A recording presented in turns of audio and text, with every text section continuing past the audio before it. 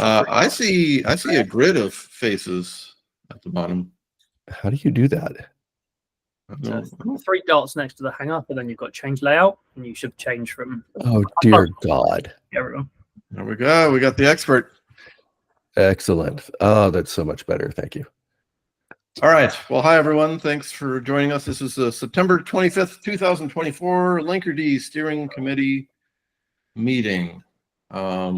We do have a Linkerd Code of Conduct, which I'm sure I won't have to enforce with this group, but feel free to peruse through all the things you're allowed to do and not allowed to do at your convenience. It's in the repo. And then let's jump into it. We're missing Steve today, but I think he'll join us. Hopefully he'll join us at some point. And if not, then I'll strike his name from this list of attendees. How's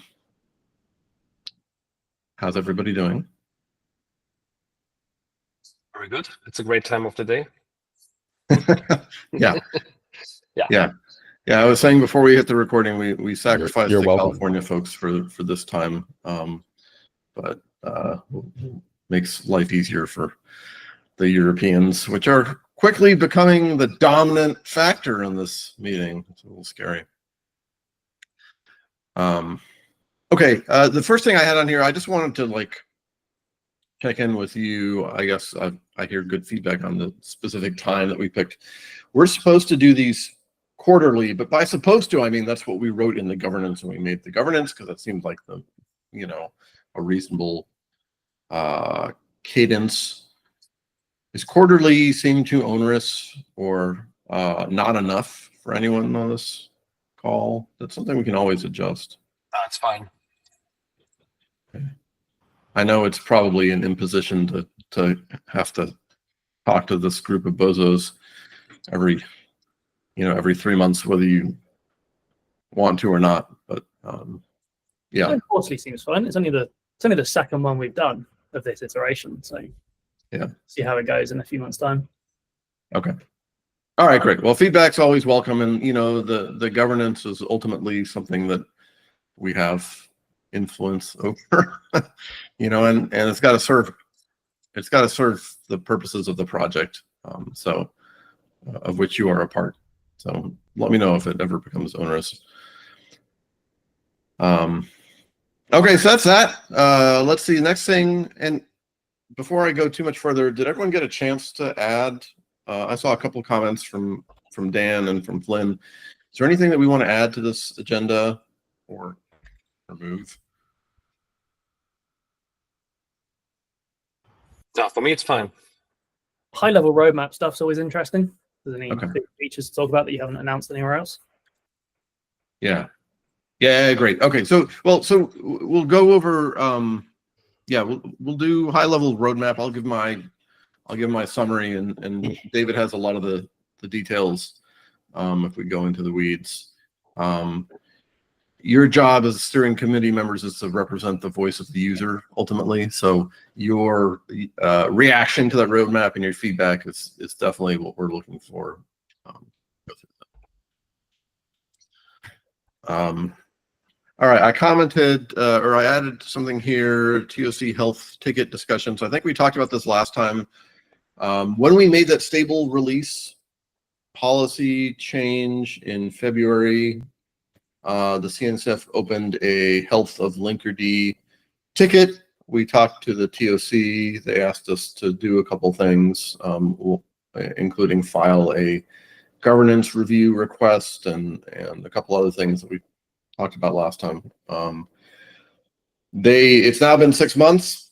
They met without us, which I think was fine, and left a comment saying, okay, we think we're in pretty good shape here. We're going to leave it open for one last week, and then we'll close out this issue. So that seems great. Seems like we're at the tail end of that. And Dan, you linked to the actual ticket here. So if anyone wants to go through and read all this, I highly don't recommend it. But you may be familiar with this. I did leave an update here in the TOC meeting issue, which Mr. Bobby Tables copied over to this ticket. And I'm happy to talk about any of this stuff live. I think basically that change has been really productive for us. We shipped 30 Edge releases since February, which is basically one a week. And we did a lot of work, and Dan, I think your comment touched on this, to make Edge releases more palatable for people who are running them in production. I think this change only really makes sense if it really is a set of options that are realistic, for adopters. So part of that was taking our Edge releases. Flynn is on the hook now for not only going back through the releases page, like if you look at releases, we go back once the Edge release has been out for a couple days, because that's really the only window we have, and mark it as recommended or not recommended. We put a bunch of time into the change log, kind of in prose form, as well as the automatically generated one. So we try and make this really comprehensive set of or a really comprehensive way to understand what the impact of this release was. Obviously, with one release a week, there's a lot that you have to go through, but that's kind of the consequence of having a fast-paced project. And then the other thing that Flynn has done, Flynn, I'll let you chime in if there's anything you feel like I'm missing, but he writes these monthly Edge release roundups. So this is kind of the summary version of here's all the last couple Edge releases. Let's treat that as if you want to think about these as one unit, here's what you need to know. So this has got summary and prose and analysis and things to watch out for and stuff like that. So that's all in of Edge releases, like first class artifacts. Sorry, Dan, go ahead. If you're sharing that to us, we can only see your agenda. I've been clicking around on all these things and scrolling through. Yeah. And I'm so used to Zoom. Google Meet. Sharing my whole window. I didn't realize I was sharing my tab. Thank you. Let's see. I can share this tab. Yes. Okay. So that's the main Linkerd. That's the main Linkerd release page right there. So the first thing that happens is edits to the release notes on the GitHub release page, which we hope makes that easy to find.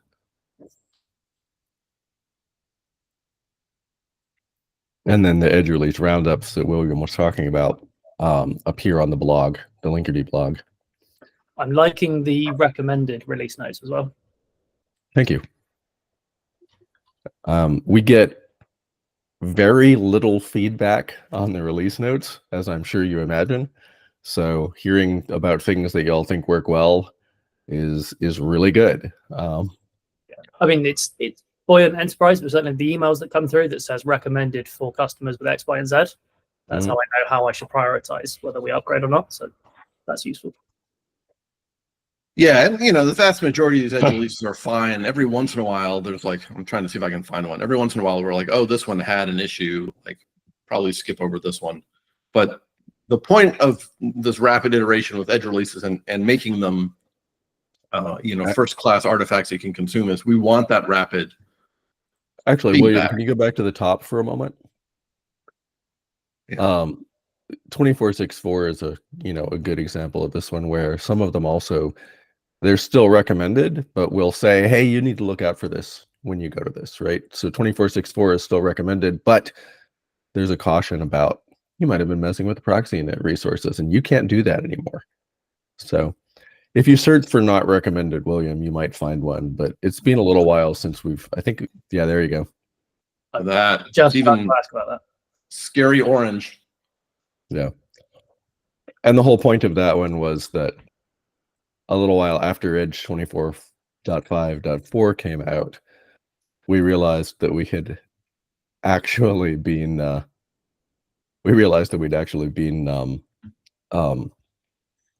leaving part of IPv6 enabled in one chunk of Linkerd, even when it was disabled in other chunks of Linkerd.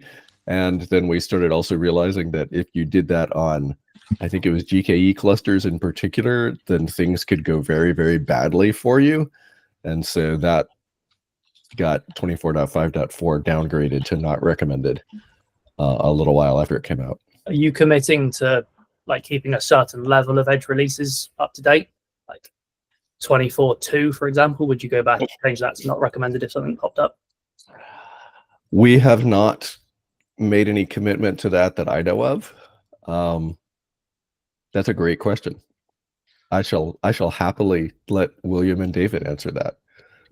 Yeah, I think there's a I mean, that's a great, yeah, that is a good question. There's kind of a practicality consideration. You know, these edge releases are supposed to be like, get out there, get to the recent one, test it, give us feedback. So we'd probably go back a little bit, but I don't think we'd go back 6 months. You know, actually, I can say one thing. If engineering, you know, like if engineering got a bug and then they came over and, you know, surfaced with everybody like, holy crap, these people in the field just found this horrible bug in 24.2.2. It's not like it's hard for me to go back and mark that specific release as, oh my God, don't use this anymore. And we would do that, but I don't, you know, like William is saying, it's as a practical concern, constantly trying to go back over the last 6 months would be really hard. Yeah. So let's frame that in the open source context. So if the maintainer team like found some issue and they're like, holy shit, this goes back, you know, this bug was introduced, you know, 2 years ago. Would we go back and mark each release as not recommended for the past 2 years retroactively? Probably not, you know? So it really, the most recent handful of edge releases is kind of the surface area for all this. And which is hopefully perfectly valid. I think it's worth maybe calling out somewhere if you've got somewhere appropriate in the documentation or the README. Or no, that's good feedback. Right. So maybe in here, let's see. So we do have, I think the place that we talk about this the most, and I'm gonna open it up and I'm gonna go here. I'm gonna share my tab.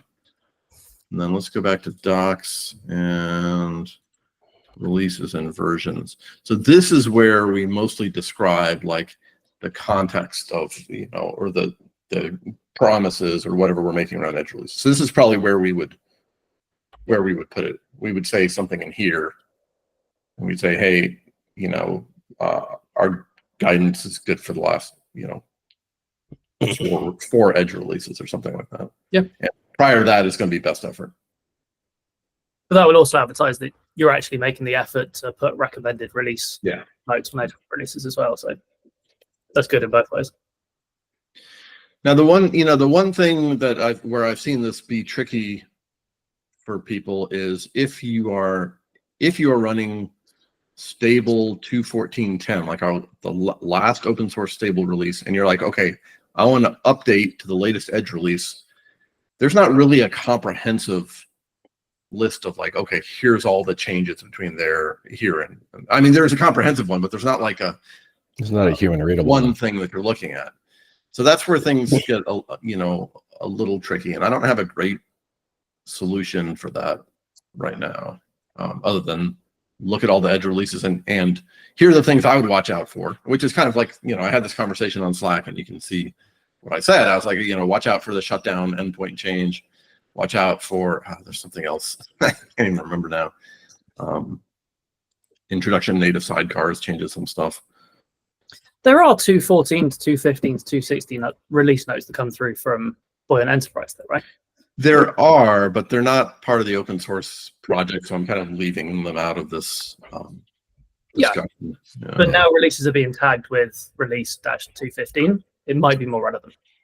Yeah, that's right. So let's talk about that a little bit, because I know you had a comment about that, Dan. So and actually we kind of talk about that here. So what we've done is we've done two things. So I guess let me take a step back. We're still producing and announcing major Linkerd releases. We're still saying, hey, Linkerd 2.16 is here. And I think that was an intentional choice, because I think that is really motivating for the project to feel like, okay, we've got to a release, like, hey, we're like bundling up a set of features, trying to polish it and make it an artifact. Now, there is no actual open source artifact other than edge releases. So we've done two things. We've put it like a tag in the repo. So when we announced Linkerd 2.16, there is a version 2.16 tag. You can go there and you could build Linkerd 2.16 as described in the blog posts from the code. And previously that wasn't possible, which felt a little weird. You know, if we're going to announce a 2.16 release, it seems like at a minimum you should be able to like get the 2.16 release, from code, if nothing else. The other thing we're doing is we're saying, hey, by the way, we did make an edge release that corresponds to exactly that. So let's make that really explicit. And let's say, up here, like the corresponding edge release is 2.24.82. So if you see the 2.16 announcement and you're like, I want all that, you can jump to edge 24.82, download that. And that is everything we've talked about in 2.16 is here. And every edge release beyond that is like 2.16 plus additional things. So that's kind of the where we ended up trying to merge the two requirements of like, we're doing edge releases as like the package artifact, but we still want to be able to talk about major releases. Does that make sense?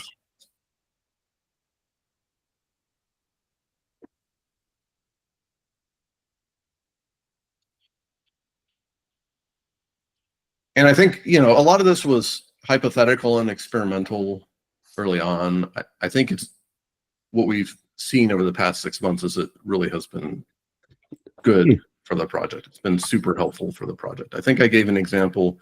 Let me go back to this issue here. We gave an example here. I think this was a really nice one. So this was MGS 255. I don't know who this was back in May. And this was, a bug that Linkerd had with HTTP routes. This adopter was using this edge release. They were like, oh, we see these issues. They give us a really nice little description. Okay, yes, I can't see it. Okay, maybe, here's this other thing. This is one of the maintainers. Okay, here, I reproduced it. Okay, that was helpful. I think it's the race condition, right? Everyone's favorite type of bug.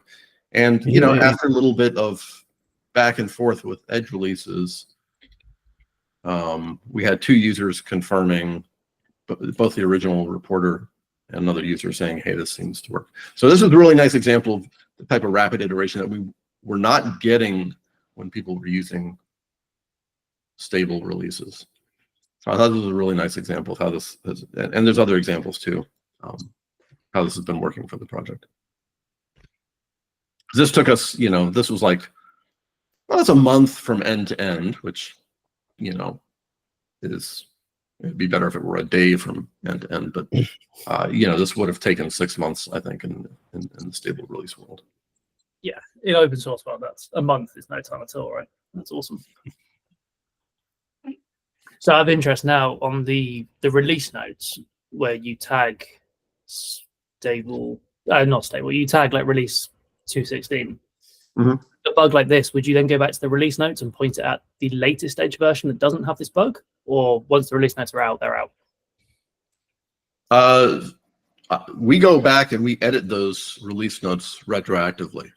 So the way, share this tab. What's nice is that GitHub gives us the ability to like change these things. So Flynn will go in, and correct me if I'm wrong, Flynn, but you'll go in and you'll like flip this thing from recommended to not recommended if we find out that it's. I have. I have. We're showing the actual Linkerd website. I'm sorry, say that again. So I was talking about the announcement on the other website you were showing. I think. It was okay. This is. We have not gone through and that one. Okay. Yeah, so I'm just saying, if I was a consumer, I would go and click Edge 24.82 and assume that was 2.16, but that's not the latest Edge of 2.16. You see what I mean? Correct. This comes into, you're not maintaining stable versions, so where's the line? Yeah, well, and so, that I'm open to suggestions. If you look at the last Linkerd roundup, the last Edge roundup blog, I think I said in that one, oh, this Edge release that right after we did 2.16 is now starting the 2.17 release, work. So to me, and William and I talked about this a long time ago, so he probably doesn't remember it at all. But to me, once that goes out and we tag version 2.16, it's like, well, yeah, Edge 24.8.2 is version 2.16, and things after that are starting to move into 2.17. Yep. I mean, we could be more loud about that, maybe. I don't know if that would help from your perspective as a consumer. Yeah, it's unclear. Yeah, it's a tough call, certainly. Especially since we haven't talked about, what is 217 and what's in there. So until we announce it, it's like you don't know what you're getting, which is a little strange.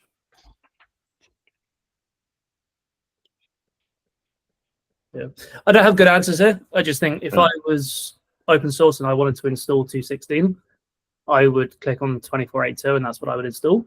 But Yeah. it might be the 24.8.3 has a bug fix that's still relevant for 216. Yeah. No, and this is exactly the kind of feedback that we want from It's a good call. from the steering committee, Dan. So, one option maybe could be we just put a note in here and say, by the way, there may be bug, don't just click on this blindly. There might have been bug fixes, and probably you should be running the latest edge release. I mean, really, that's what has all of the bug fixes, all the security patches. Our whole point with edge releases is you're supposed to run the latest one because A, it's good for the project, and B, it's good for you. So maybe it comes back to more emphasis on the recommended, not recommended status field in the edge releases then. Yeah, that's right. So, but maybe the easy way to solve that is just put a note in here that says, oh, by the way, but we recommend. Yeah. And in fact, we could emphasize that here too when we talk about edge releases. We recommend running the latest one.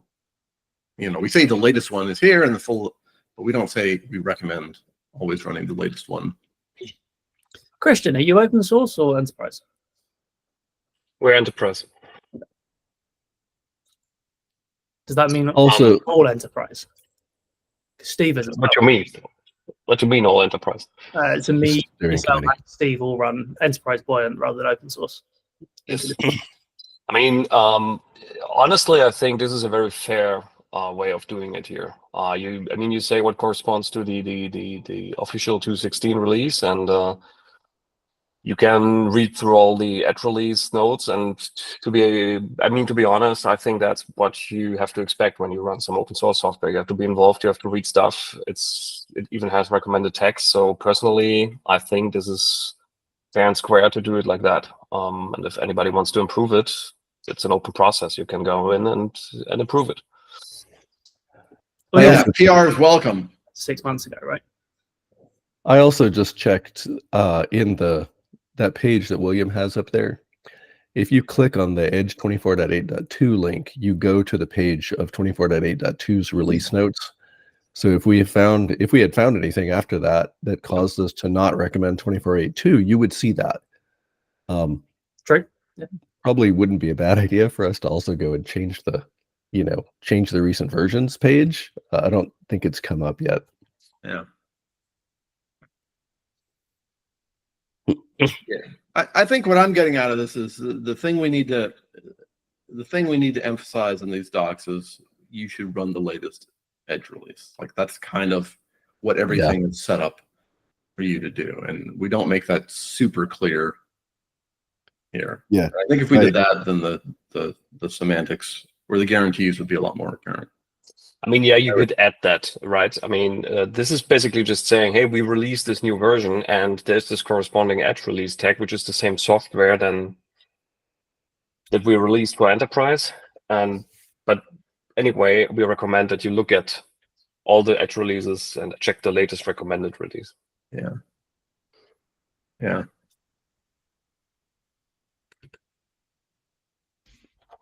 On your comment though, Dan, on my to-do list has been to add a couple more folks to the steering committee. This is,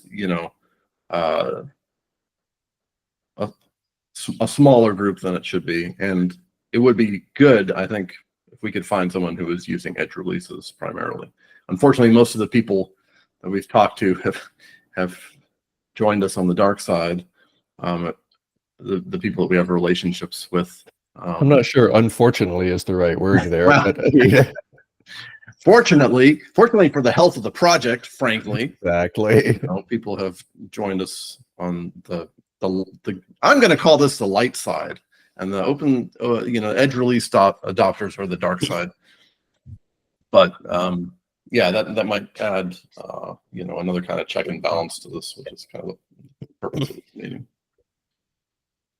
We'll see what I mean- happens. I run edge releases privately, but that's not like in a business context, but it works. So Yeah. it's, Yeah. yeah. But are you running the latest edge, and do you only stay with recommended edges? I only do recommended things. Enterprise in the streets and edge releases in the sheets. Yeah, let's the compliance. Let's continue. The code of conduct violation. All right. Here. Gosh, I guess this all started with this health ticket discussion. Oh, Yeah.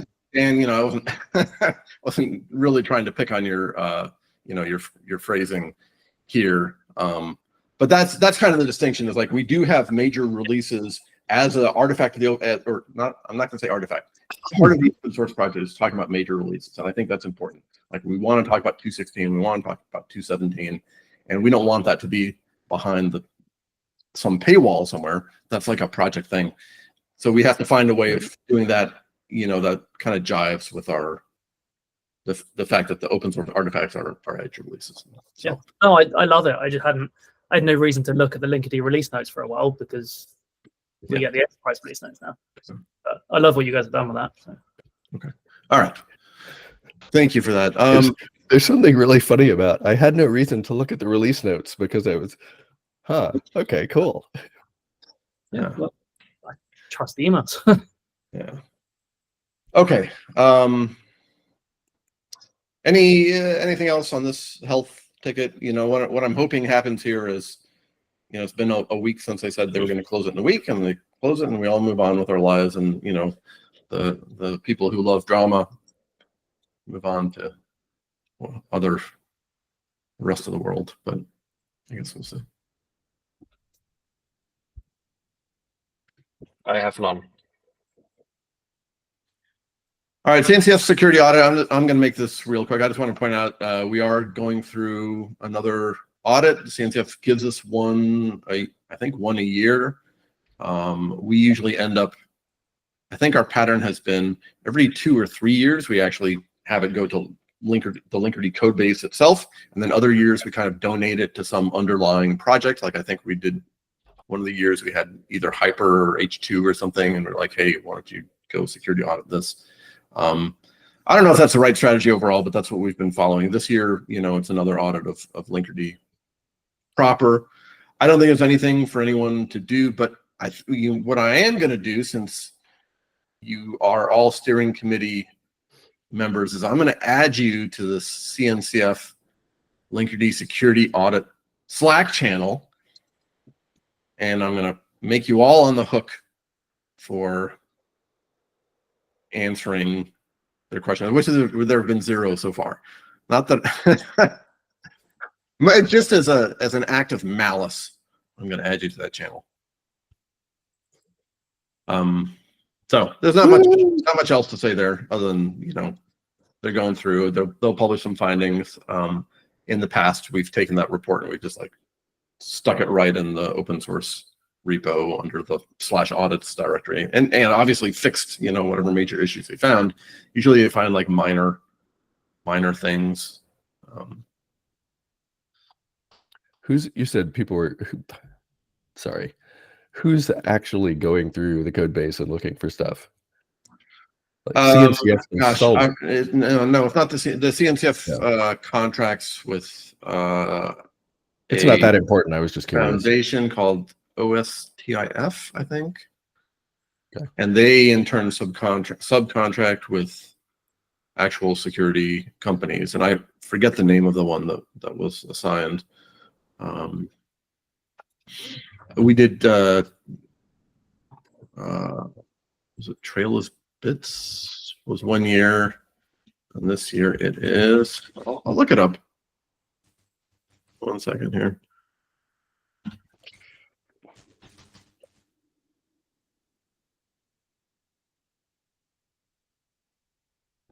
(7A) security.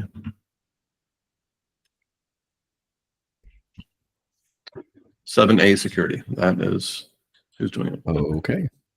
Oh, there we go. All right. So, you know, by the time we next have our next steering committee meeting, you know, we'll probably have the results of this, and maybe there's some stuff to discuss here.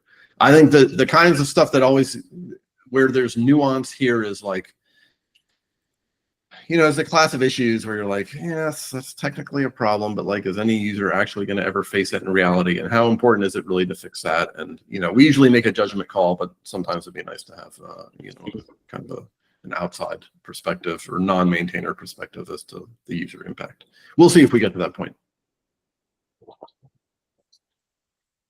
All right. Anything else on the security audit? I think it's healthy for us to do, and you know, it's annoying sometimes, but you know, it's part of being in this ecosystem. All right, Flynn, I tagged you, and you said yes, so thank you for that. You want to give us just, I know you've been, you know, you're a co-lead of the Gamma initiative, which is making the gateway API more suitable for service meshes. There's been a lot of kind of back and forth between the two. I think Linkerd is like pushing the boundaries of what we need from gateway API in the service mesh world, and sometimes we're going beyond, and there's some other stuff with GCP and old versions, and like, yeah, what do we need to know?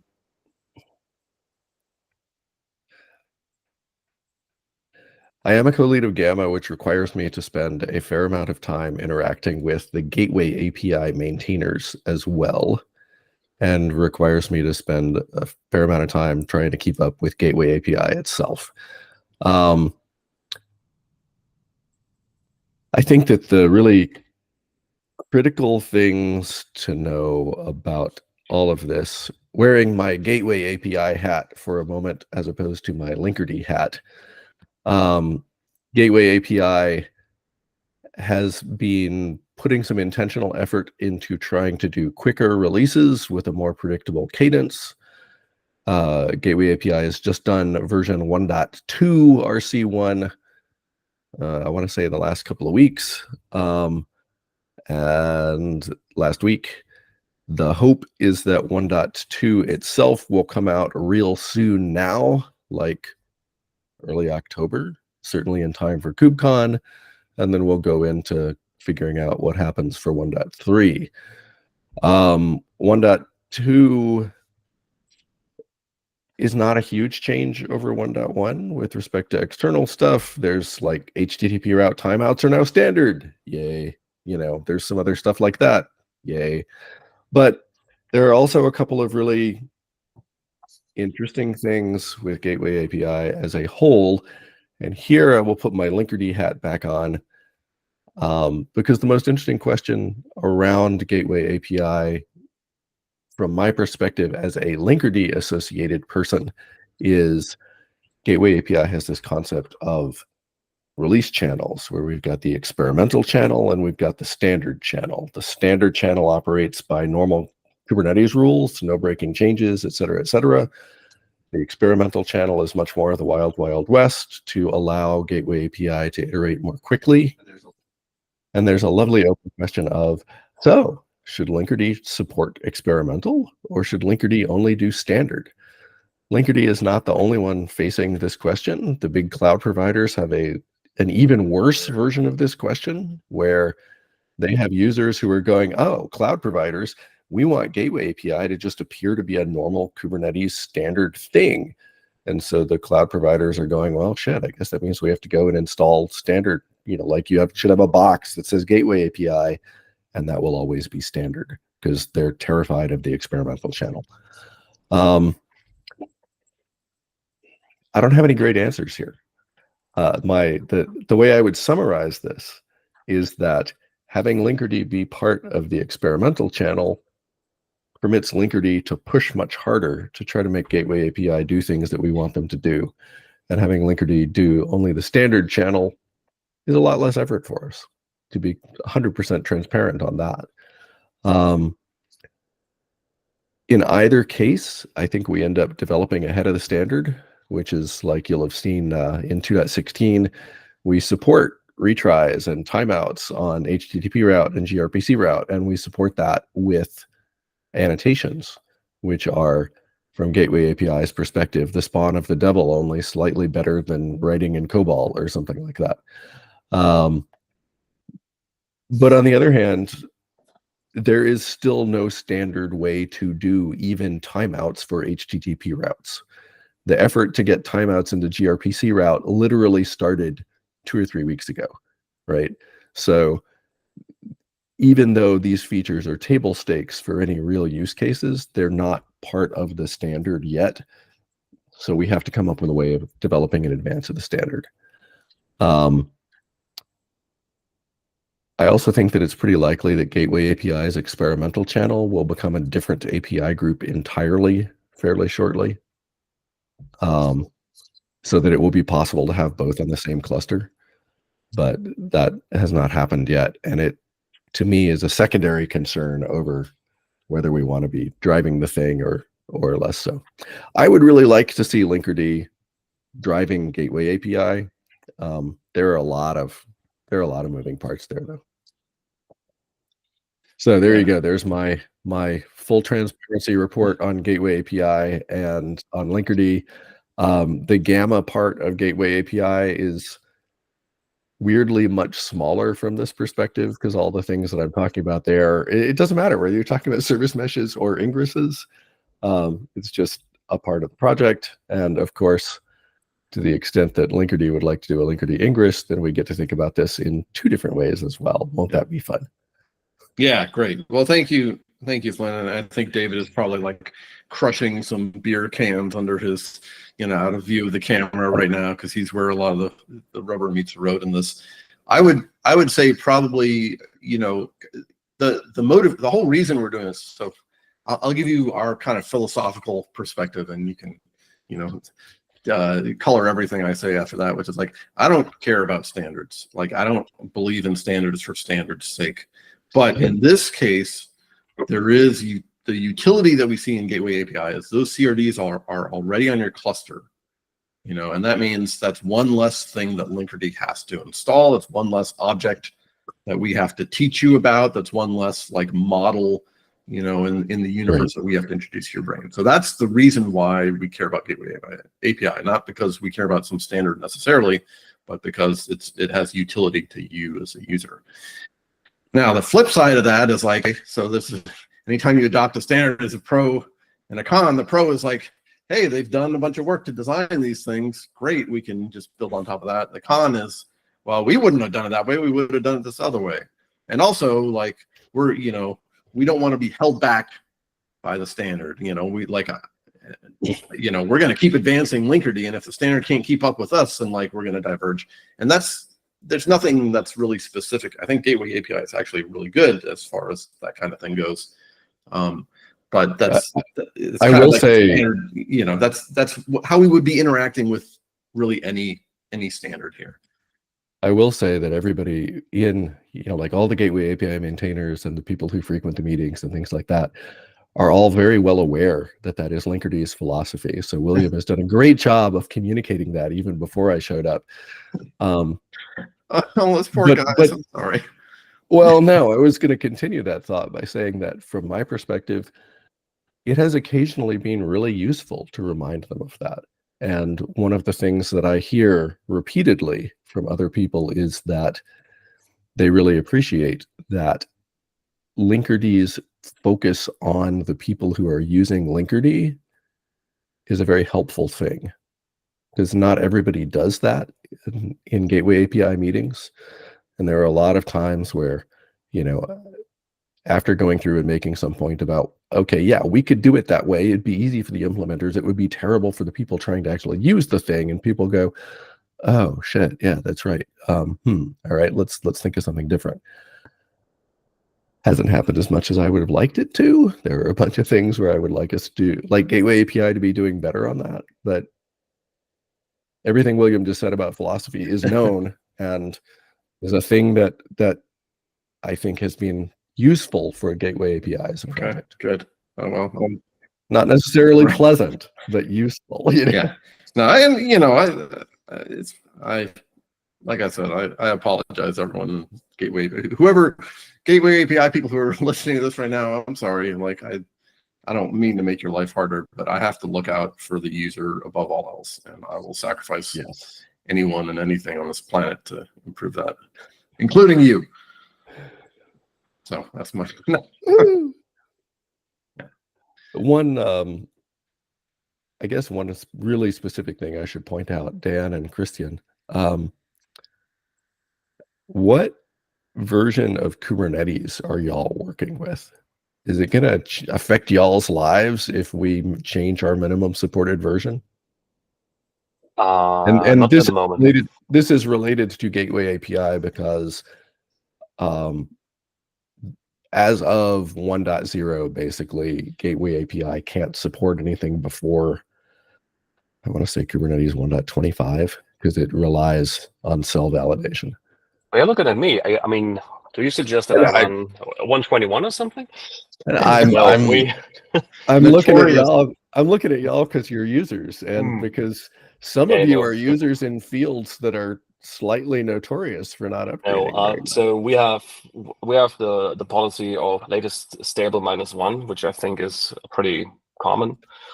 At the moment, we managed to keep that up, and we also are like contractually obligated to do so. This is like, it's written.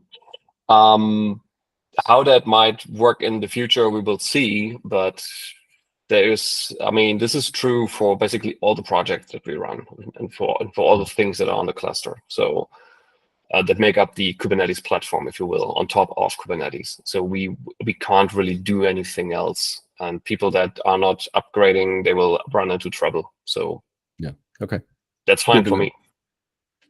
Good to know. We're a bit more reactive on this, so we don't have formal procedures for having to keep up to date. We run 129 in production right now. That's only because we wanted native sidecars, and I think they came out in either 128 or 129. They need 1.29. Yeah. So if we see a feature we need, I prioritize an upgrade. Okay, that's good to know. Thank you. I have a real nasty feeling that there are a bunch of people out there who are running 1.21 for some godforsaken reason, but yeah, we've encountered them from cloud offerings. I think GKE only supports 126, maybe. I don't know exactly. Don't quote me on that. But GKE has 121 for sure. Yeah, GKE has been a fascinating thorn in everybody's side with respect to Gateway API, which is ironic because one of the Gateway API maintainers works at Google with GKE, and he spends a lot of his time being very frustrated about how slowly they are advancing their Gateway API rollout. Yeah. Okay, interesting. We use the Gateway API. We've replaced all of our ingresses with that in GKE's model. It's flawless, but we're not using anything. We're not using any sort of power features of it. We're very basic users. Well, you have to be. When we did encounter someone, do you remember this? The crazy interaction between like a glibc upgrade and an old Docker runtime environment that we had to tackle. Yeah, I didn't think an open source from someone who was running like an ancient cluster, which is why they were on that really old Docker runtime. Yeah, I mean, Kubernetes is one of those things where a lot of people aren't going to go to the headache of doing the upgrade unless something really prompts them to. So I saw that exact glibc issue with Valero yesterday, but I think it was around the version of kubectl that was running that was triggering the So, yeah, there's some incompatibility that's, you know, you go into the details and it's really obscure and arcane, but we did have a check. You have to, anyways. So maybe we find that person and add them to the steering committee as a representative of, you know, the historical Kubernetes representative. The people who never want to upgrade. Yeah. Dan, it sounds like you are not likely to be leaning heavily on experimental things in Gateway API, though. Christian, what about you? You have any thought there? Yeah, we're looking into it, but at the moment, this is absolutely not in the focus. It's I think it's a nice way forward, but it's at the moment we're at the very standard bare minimum stuff. Ingress controllers everywhere, just using ingress, so people are not looking into API gateway at all. The gateway API. Oh my god. Yeah, you're not the only one who's really. I would love to go back and convince that project to give it a different name. I mean, we're close in front of our go live, so this is we will see how this goes and how people will work with the policies and all that stuff, and there will be more feedback coming down the road within the next 12 months. There will be plenty of feedback, I guess. Great. Yeah. All right, we've only got about feel 9 free to minutes. talk to I me wanna make whenever you sure we want. get to this next section. So let me jump right into Linkerd 216. Well, let's maybe not spend too much time on this. I'm going to share this. I'll go straight to the announcement, which is probably the easiest thing.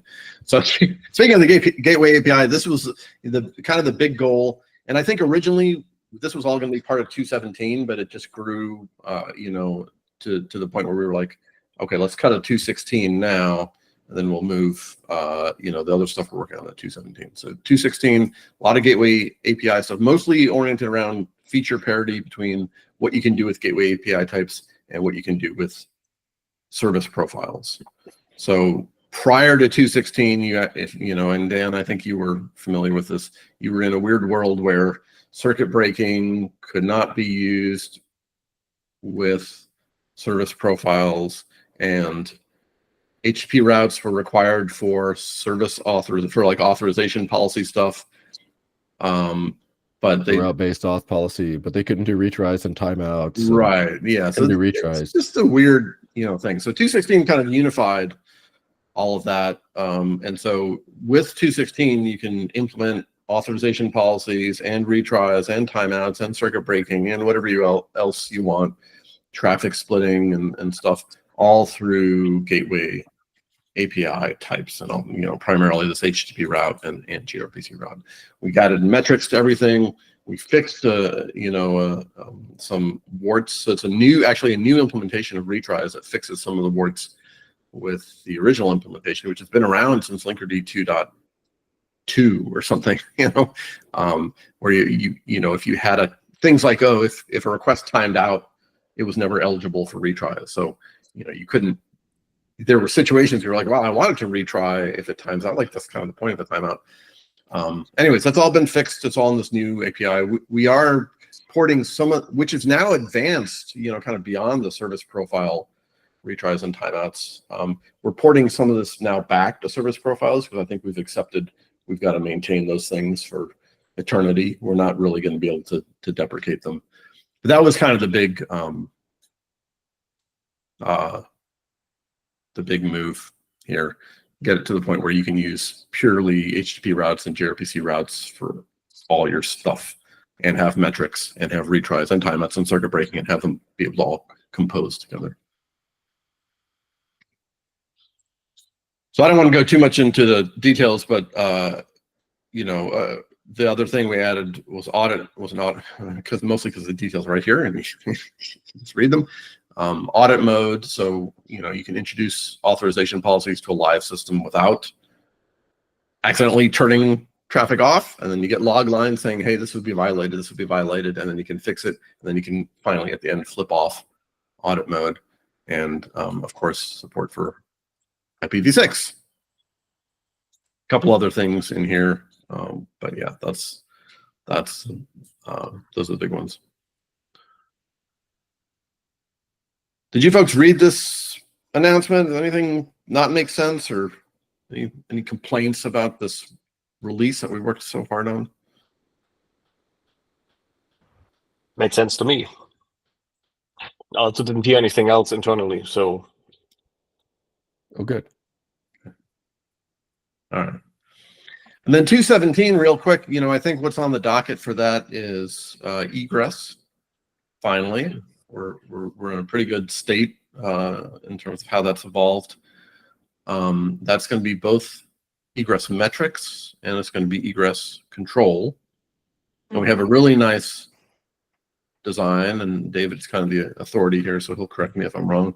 But we have a really nice design where you can drop it in without changing your application, and we'll give you as much as we can. If your application is doing TLS connections to third parties outside, we're not going to man in the middle of that. person in the middle of that. We're going to, we'll give you TCP metrics, and we'll give you host names that we can sniff from the SNI headers, and we'll give you as much metrics as we can. If you then change your application so that's an unencrypted call and you have Linkerd doing the TLS for you, well, then we can start giving you much richer metrics. So we give you kind of a graduated approach to getting this functionality. That's egress, and the other big thing is on the well, two other big things I think that are on the docket. One is rate limiting, finally. Yay.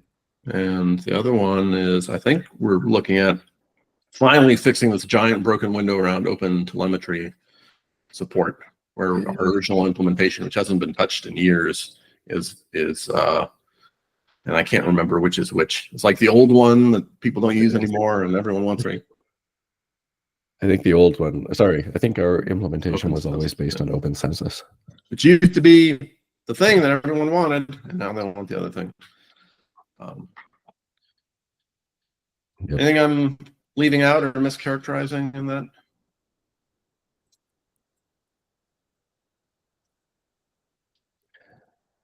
I should point out that there are no major meshes right now that do rate limiting other than do it natively. There's a way you can, you can, in Istio, you can patch your Envoy configurations in your Istio to get them to do rate limiting for you. And they kind of talk about how to do it, but that's it. Which is surprising to me, because I feel like people have been asking us for rate limiting and been like, why don't you have this? Every other mesh has it for years. But every other mesh doesn't have it, just Ingress controllers do. So, and the Ingress controllers don't all do it the same way, but all of them under the hood are based on Envoy and, crap like that. But so, yeah, it would be interesting if y'all have strong opinions on how rate limiting should work. No, it's too late for that. You're getting what you're getting. It's a massive topic for 2 minutes, but is the rate limiting going to be service-based or pod-based? It's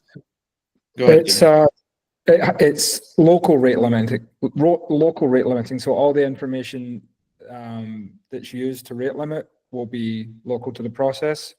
So it has to be pod-based in that model. Okay.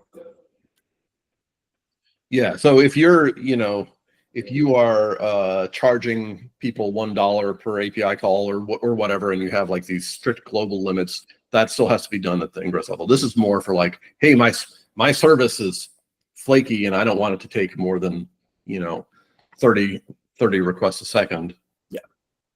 Yeah, so we have applications like that. We have services that hard code 50 requests a second or 50 active requests at a time. So that might be something we could shift into Linkerd rather than the application code. Yeah. Nice.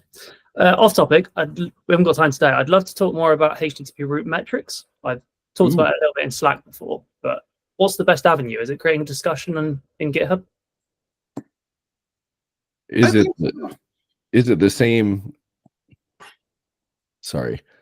Can I go back and look at your discussion on Slack and then maybe we can pick up afterwards? Yeah, if it's still there. I can't remember how long ago it was. It's just feature parity with service profiles.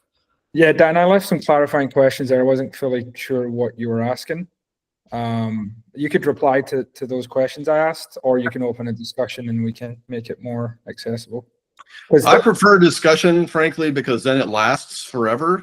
Slack disappears after 90 days and no one can remember what we said. And then we have, I think you guys still run the forum as well, but GitHub's obviously. Yeah, you can use the forum too. Yeah. All right. That brings us to time. Thank you, everyone, for your hour today. Obviously, this is not the end of our conversation, so feel free to open up GitHub discussions or Slack questions or issues or PRs. PRs are always welcome. But really appreciate your time today. Thanks for being part of the steering committee. And this is all part of the process of making Linkerd the world's lightest, fastest, bestest service mesh. And you're playing an important role in that. So thank you. With that, I will end the recording. There we go.